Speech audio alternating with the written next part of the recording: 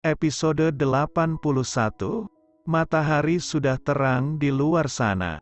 Semua orang di dalam rumah sudah beraktivitas sesuai dengan tugas masing-masing. Jen dan Sophie memilih kabur bahkan sebelum mereka sarapan. Ya, mereka mendengar babak pertama teriakan Saga pada kakak ipar mereka. Karena tidak tahu bagaimana akhir peperangan, mereka memilih menyelamatkan diri daripada harus terkena serpihan ledakan. Padahal saat keluar dari kamar mereka masih baik-baik saja, pikir mereka. Jen dan Sophie bertanya ke sana kemari, tapi semua bungkam tentang ada kejadian apa semalam. Pak Mun tidak mau bicara, hanya bilang Tuan Muda dan Nona baik-baik saja. Sedang ada di kamar. Saat mereka melihat Sekretaris Han duduk dengan sarapannya di meja makan. Sambil membaca dokumen mereka memberanikan diri mendekat. Benar kalian mau tahu? Orang yang sok mau tahu biasanya mati duluan loh. Mendengar itu mereka langsung kabur meninggalkan meja makan tanpa menyentuh sarapan. Memaki Sekretaris Han ketika sudah sampai di mobil masing-masing. Udara segar masuk ke dalam kamar melalui sirkulasi udara. Sinar matahari jatuh ke dalam ruangan. Namun Saga sengaja menutup tirai untuk melindungi istrinya. Pak Mun baru saja meletakkan makanan ketika Saga muncul dari kamar mandi. Sudah memakai setelan jasnya, rambut tersisir rapi dan semua sudah sempurna. Dia memang sangat tampan di pagi hari, apalagi saat suasana hatinya sedang sangat baik. Sarapan Anda, Tuan Muda. Kemarilah, Pak Mun. Mendekat ke sofa yang diduduki Saga. Dia menggeser piring agar lebih dekat dan mudah dijangkau. Aku mau bertemu dengan gadis itu. Pelayan di rumah belakang yang berteman dengan istriku. Baik Tuan Muda, akan saya panggilkan. Tunggulah di bawah. Aku akan turun setelah Daniyah bangun. Baik Tuan Muda, silahkan menikmati sarapan Anda.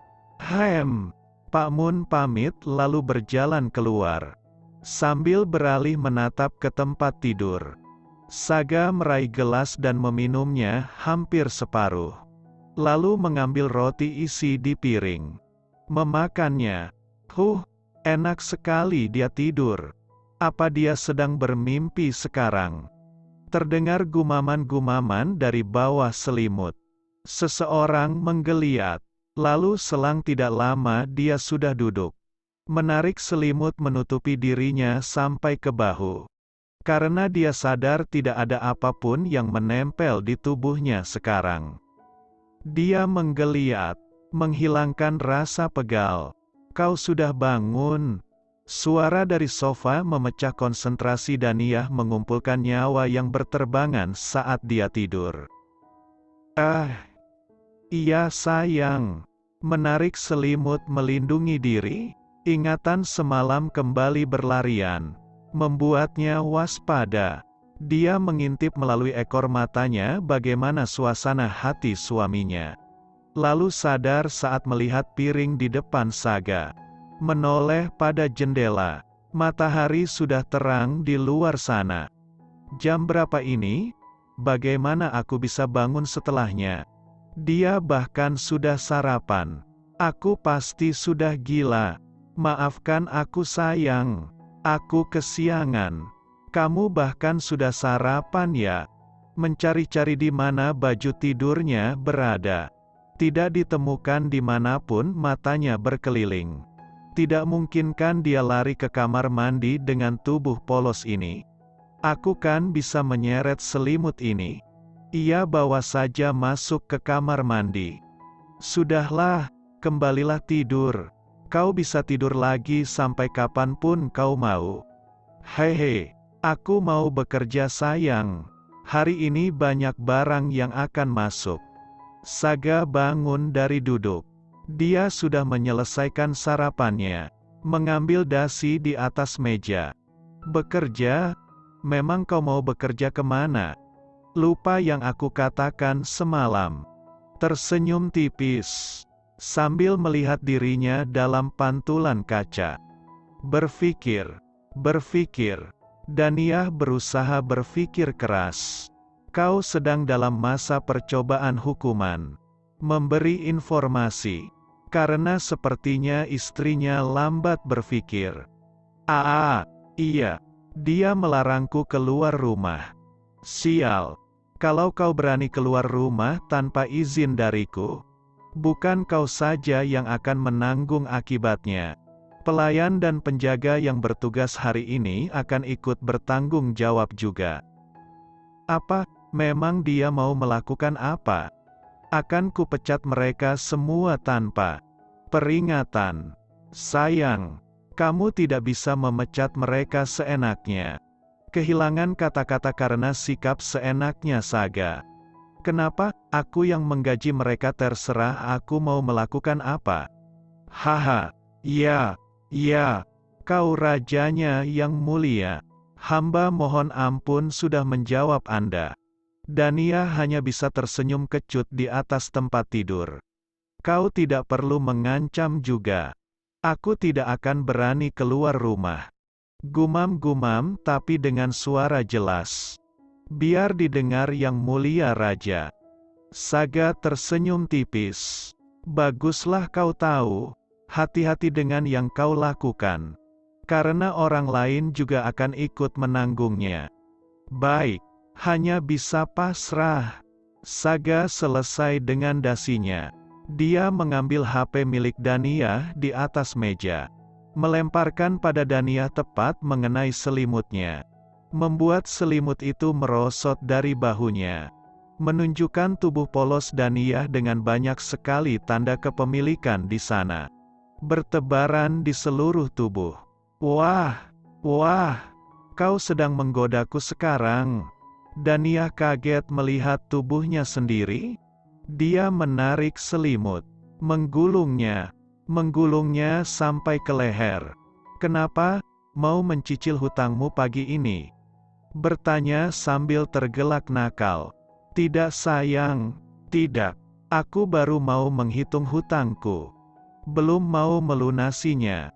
Semakin rapat dia menggulung selimutnya. Bahkan sampai melilit ke leher. Saga mendekati tempat tidur. Membuat gadis itu meringsek mundur ketakutan. Jangan lagi, aku mohon. Apa yang kau lakukan? Kau bisa susah bernafas dan mencekik lehermu sendiri? Melepaskan gulungan selimut dari leher Daniyah. Kenapa kamu mengemaskan begini sih? Aku jadi ingin memakanmu kan? Merapikan rambut Daniyah yang berantakan. Hah? Dia bilang apa? Itu. Kata-kata itu dia tujukan padaku kan? Istirahatlah kalau kau masih lelah. Aku akan menyuruh Pak Mun mengirim pelayan untuk membantumu. Pindah ke kamar nanti setelah sarapan. Baik. Daniyah kehilangan pikiran sehatnya. Pikirannya sedang bingung sekarang. Mencerna sikap Saga dengan nalar manusianya. Aku berangkat ya. Kemarilah. Berikan aku ciuman selamat pagi. Saga menyentuh pipinya. Masih dalam keadaan belum sepenuhnya sadar dengan situasi yang terjadi. Daniyah beringsut dari tempatnya duduk. Masih dengan selimut agar menutupi tubuh polosnya. Selamat pagi sayang. Selamat bekerja. Ciuman di seluruh bagian wajah. Dan kecupan 3 kali di bibir. Ini kami sedang main drama apa sih? Istirahatlah. Baik. Saga teringat sesuatu dengan HP yang dia lemparkan tadi. Dia berbalik, membuat Daniyah kembali terkejut dan menarik selimutnya lagi. Tontonlah peresmian Danau Hijau di channel resmi Antarna Group. Tonton sampai selesai. Iya, baik. Biar otakmu pintar sedikit. Saga tergelak meninggalkan Daniyah di atas tempat tidur. Yang masih tidak tahu apa yang baru saja dia alami tadi. Tolong, ada yang bisa menjelaskan situasi apa ini? Kenapa dengannya? Semalam dia sudah seperti banjir besar yang akan melumatku hidup-hidup. Tapi pagi ini dia sudah seperti pemain utama dalam drama romantis. Aku tidak sedang menunggu hukuman mati kan? Jadi aku dibaik-baikin dulu? Saga menuruni tangga. Bahkan terdengar siulan kecil dan dendangan dari bibirnya. Dia berjalan riang seperti pengantin baru yang baru keluar dari kamar pengantinnya. Apa itu dia? Saga mendapati seseorang sedang berdiri di dekat sofa ruang TV. Dia berdiri sambil menundukkan kepalanya. Pak Mun di sebelahnya mempersilahkan Saga duduk. Iya tuan muda. Dia Maya. Saga mendekat, lalu duduk di sofa. Bersamaan sekretaris Han muncul dari ruang kerja. Ikut berkumpul. Auranya membuat suasana semakin tegang saja. Perkenalkan dirimu, Pak Mun angkat bicara. Maya terlihat sangat gelisah. Ini kali pertamanya berhadapan langsung dengan majikan yang sudah setahun ini menjadi tempatnya bekerja. Dia baru beberapa kali melihat wajah tuan muda. Tapi itu pun tidak sedekat ini. Ia terlihat gemetar mencengkram tangannya. Selamat pagi tuan muda. Saya Maya. Saya bekerja di rumah belakang. Bertugas di bagian pakaian. Apa aku membuat kesalahan? Kenapa sampai aku bisa berdiri di sini? Kenapa takut? Aku memanggilmu bukan karena kau melakukan kesalahan. Mendengar itu membuat Maya bukannya semakin tenang, tapi malah semakin gelisah. Hanya satu alasan kenapa sampai dia dipanggil. Pasti karena Nona. Semalam telah terjadi sesuatu di rumah ini. Walaupun tidak ada pelayan yang berani membicarakannya. Tapi Maya tahu ada sesuatu yang terjadi. Aku hanya ingin bertemu dengan teman istriku dan berterima kasih padanya. Maya mendongak sebentar, melihat ke arah Saga. Laki-laki itu tersenyum. Terima kasih sudah menjadi teman di saat-saat sulit istriku datang ke rumah ini. Kenapa dia masih pucat pasi begitu sih? Memang aku semenakutkan itu apa? Saga mendongakkan kepalanya. Melihat ke belakangnya, Han sedang berdiri tidak bergeming di belakangnya. Dengan wajah datar namun pandangannya menatap lekat gadis itu. Han, kau menakutinya tahu. Berhenti melihatnya begitu. Saya tidak sedang menatapnya tuan muda. Saya sedang menunggu Anda. Alasan apa itu? Jelas-jelas aku lihat kau memelototinya. Jangan hiraukan dia. Mendekatlah. Maya belum bergerak. Apa kau tidak dengar apa yang dikatakan tuan muda? Han ikut bicara. Geram karena Maya belum melangkah sedikit pun. Ucapan Han semakin membuat Maya menciut. Hei, kenapa kau berteriak padanya? Sudah kubilang kau menakutinya. Tutup mulutmu Han. Mau kusuruh kau pergi. Maaf tuan muda. Jatuh cinta pada gadis ini baru tahu rasa kau nanti. Pikiran liar Saga berlarian. Maafkan saya tuan muda. Maya berjalan mendekat. Saat ini dia benar-benar bisa melihat wajah tuan Saga dengan sangat jelas. Bukan hanya sekedar di TV atau di internet. Dia memang terlihat sangat sempurna dan tampan. Gumam Maya dalam hatinya penuh kekaguman. Tapi buru-buru dia menundukkan matanya lagi saat matanya bertemu dengan sekretaris Han di belakangnya. Apa yang biasanya dibicarakan istriku? Nona banyak cerita tentang pekerjaannya. Dan adiknya menjawab dengan cepat. Dia tidak membicarakanku. Hah? Pertanyaan apa ini? Aku harus menjawab apa ini? Nona jarang bercerita tentang kehidupan pribadinya tuan muda. Maaf. Seperti yang kuduga. Di rumah ini tidak ada yang tahu dia minum pil kontrasepsi. Dia pasti menyimpannya rapat seperti menyembunyikan aibnya.